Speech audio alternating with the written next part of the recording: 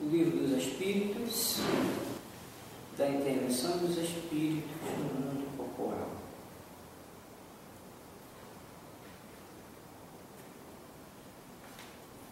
Possessos, os item, e convulsionários. Esses dois itens vamos desdobrar esta noite.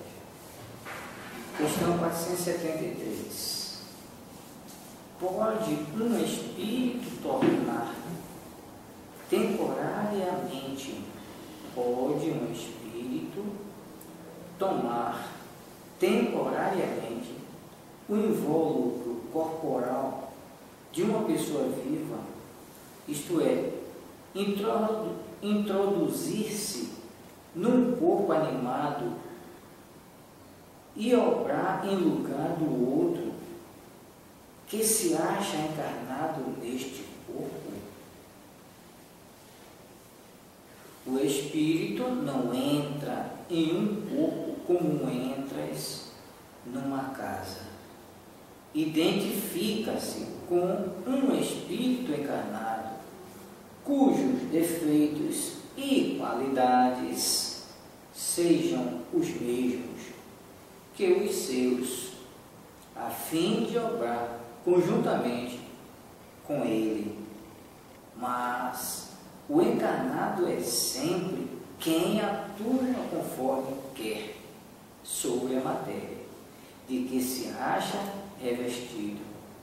Um espírito não pode substituir-se ao que está encarnado, por isso que este terá que permanecer ligado ao seu corpo até o termo fixado para a sua existência material.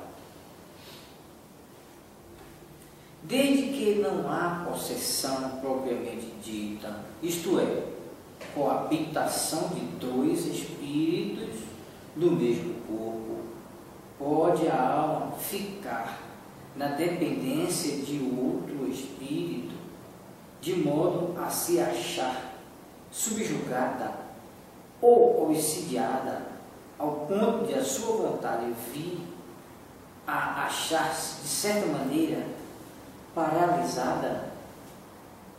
Sem dúvida. E são esses os verdadeiros possessos. Mas é preciso saibas que essa dominação não se efetua nunca sem que aquele que a sofre a consinta, quer por sua fraqueza, quer por desejá-la. Muitos epilépticos ou loucos, que mais necessariamente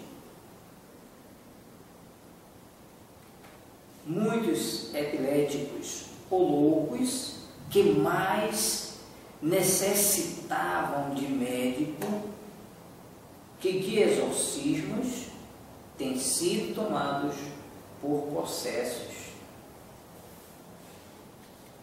O vocábulo possesso, na sua acepção vulgar, supõe a existência de demônios, isto é, de uma categoria de seres maus por natureza, e a coabitação de um desses seres com a alma de um indivíduo do seu corpo, pois que, nesse sentido, não há demônios e que dois espíritos não podem habitar simultaneamente o mesmo corpo. Não há possessos na conformidade da ideia a que esta palavra se acha associada.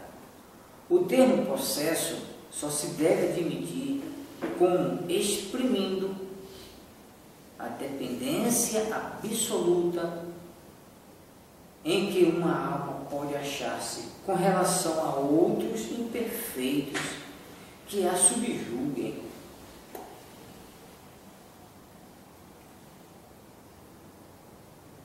O termo possesso não se deve admitir como exprimindo a dependência absoluta em que uma alma pode achar-se com relação a espíritos imperfeitos que a subjuguem. pode alguém, por si mesmo, afastar-se dos maus espíritos e libertar-se da dominação deles? Sempre é possível, a quem quer que seja, subtrair-se a um jugo, desde que, com vontade firme, o queira.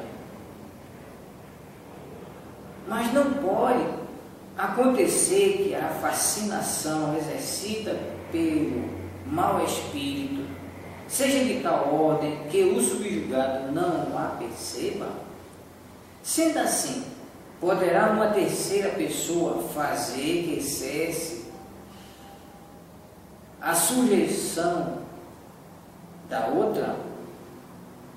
E nesse caso, qual deve ser a condição dessa terceira pessoa? Sendo ela um homem de bem, a sua vontade poderá ter eficácia, desde que apele para o concurso dos bons espíritos. Porque, quanto mais digna for a pessoa, tanto maior poder terá sobre os espíritos imperfeitos, para afastá-los, e sobre os bons, para os atrair. Todavia, nada poderá, se o que estiver subjugado não lhe prestar o seu concurso. Há pessoas a quem agrada uma dependência que lhes lisonjeia os gostos e os desejos. Qualquer, porém, que seja o caso, aquele que não tiver puro coração, nenhuma influência exercerá. Os bons espíritos não lhes atendem, ao chamado, e os maus não o temem. As fórmulas de exorcismo têm qualquer eficácia sobre os maus espíritos? Não. Estes últimos riem e se obstinam quando veem alguém tomar isso a sério. Pessoas animadas de boas intenções e que, nada obstante, não deixam de ser obsidiadas. Qual, então, o melhor meio de nos livrarmos dos espíritos obsessores? Cansar-lhes a paciência, nenhum valor lhes dar às sugestões, mostrar-lhes que perdem o tempo, em vendo que nada conseguem, afastam-se. A prece é meio eficaz para a cura da obsessão? A prece é, em tudo, um poderoso auxílio, mas crede que não basta para alguém murmure algumas palavras para que obtenha o que deseja. Deus assiste os que obram, não os que se limitam a pedir. É, pois, indispensável que o obsidiado faça por sua parte o que se torne necessário para destruir em si mesmo a causa da atração dos maus espíritos. Que se deve pensar da expulsão dos demônios mencionado?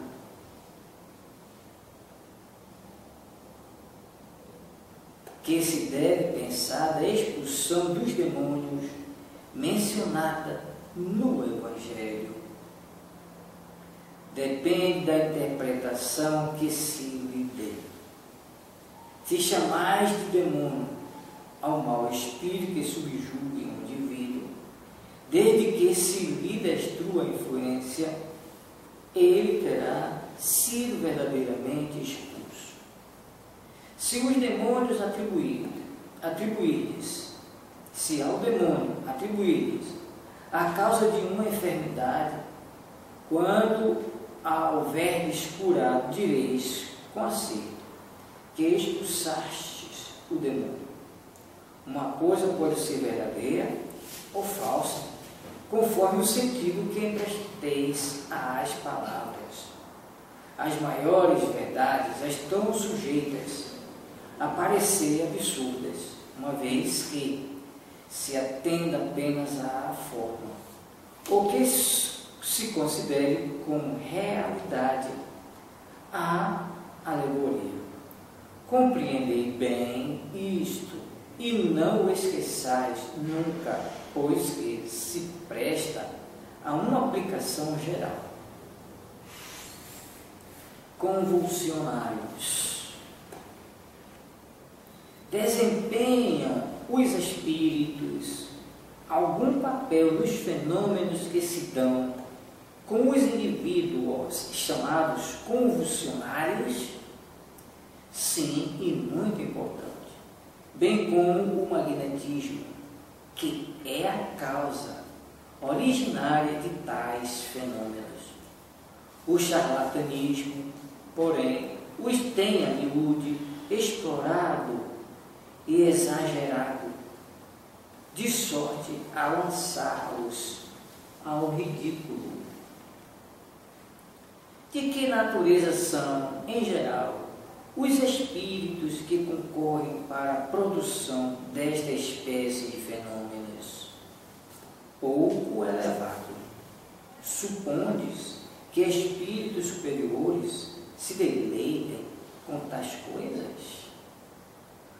Como é que sucede estender-se subitamente a toda uma população o estado anormal dos convulsionários e dos que sofrem de crises nervosas? Efeito de simpatia. As disposições morais se comunicam muito facilmente em certos casos. Não és tão alheio aos efeitos magnéticos que não compreendais isto e a parte que alguns espíritos naturalmente tomam no fato, por simpatia com os que os provocam. Entre as singulares faculdades que se notam nos convulsionários, algumas facilmente se reconhecem, de que numerosos exemplos oferecem o sonambulismo e o magnetismo, tais como, além de outras, a insensibilidade física, a leitura do pensamento, a transmissão das dores por simpatia, etc. Não há, pois, duvidar de que aqueles em quem tais crises se manifestam estejam numa espécie de sonambulismo desperto, provocado pela influência que exercem uns sobre os outros. Eles são, ao mesmo tempo, magnetizadores e magnetizados inconscientemente. Qual a causa da insensibilidade física que se observa em alguns convulsionários, assim como em outros indivíduos submetidos às mais atrozes torturas? Em alguns é exclusivamente efeito do magnetismo que atua sobre o sistema nervoso, do mesmo modo que certas substâncias.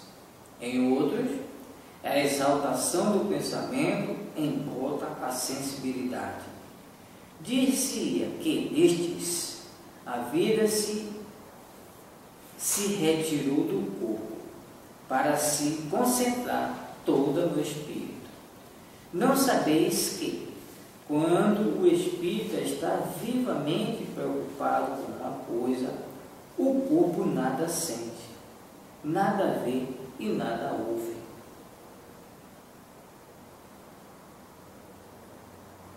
A exaltação fanática e o entusiasmo hão proporcionado, em caso de suplícios, múltiplos exemplos de uma calma e de um sangue frio que não seriam capazes de triunfar de uma dor aguda, senão admitindo-se que a sensibilidade se acha neutralizada como por efeito de uma anestésia. Sabe-se que no andar da batalha, ou melhor, sabe-se que no andor da batalha, combatentes há que não se apercebem de que estão gravemente feridos, ao passo que, em circunstâncias ordinárias, uma simples arranhaduras os poria trêmulos. Visto que esses fenômenos dependem de uma causa física e da ação de certos espíritos, lícito se torna perguntar como há podido uma autoridade pública fazê-los cessar, em alguns casos, simples a razão. Meramente secundária é aqui a ação dos espíritos, que nada mais fazem do que aproveitar-se de uma disposição natural. A autoridade não suprimiu essa disposição, mas a causa que a entretinha e exaltava.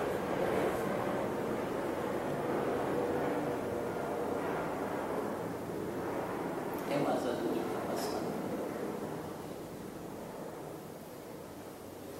De ativa que gera, passou esta a ser latente, e a autoridade teve razão para assim proceder, porque do fato resultava abuso e escândalo. Sabe-se demais que semelhante intervenção nenhum poder absolutamente tem, quando a ação dos espíritos é direta e espontânea.